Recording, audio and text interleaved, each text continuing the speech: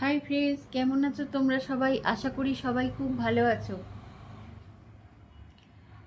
তোমরা অনেকেই হয়তো অ্যাডভেঞ্চার গেমস খুব পছন্দ করো। অ্যাডভেঞ্চার গেমস বলতে ট্রাভেলিং করতে গিয়ে অনেকেই আছো আমার মতো, যে খুব ভ্রমণ প্রিয়, ট্রাভেল করতে খুব ভালোবাসো।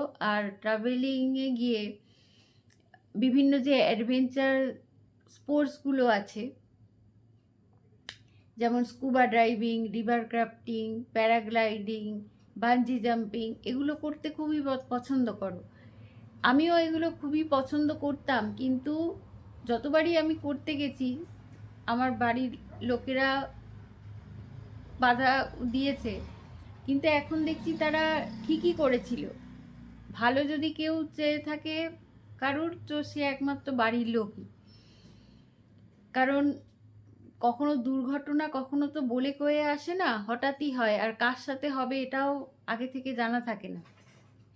তো সম্প্রতি ঋষিকেশে যে ঘটনাটা হয়েছে, একটা 24 বছরের ছেলে, সে বানজি জাম্প করতে গিয়ে টিনের সেট পড়ে গেছে, অত উঁচু থেকে টিনের শেডের উপর পড়েছে এবং তার পুরো আশঙ্কাজনক অবস্থায় সে হসপিটালে ভর্তি করতে হয়েছে তাকে।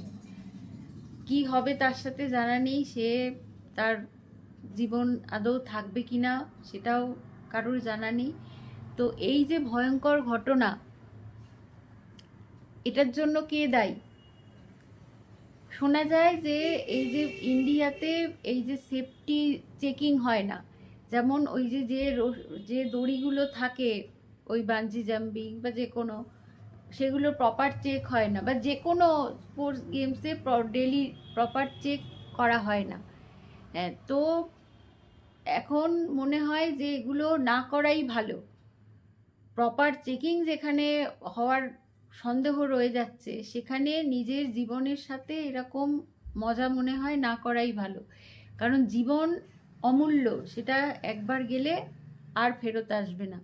কাজেই সবাই এই যে অ্যাক্টিভিটিসগুলো আছে এগুলো করার আগে খুব সতর্ক থেকো। করো না সেও ভালো, কিন্তু নিজের জীবনের সাথে এরকম খেলা করো না।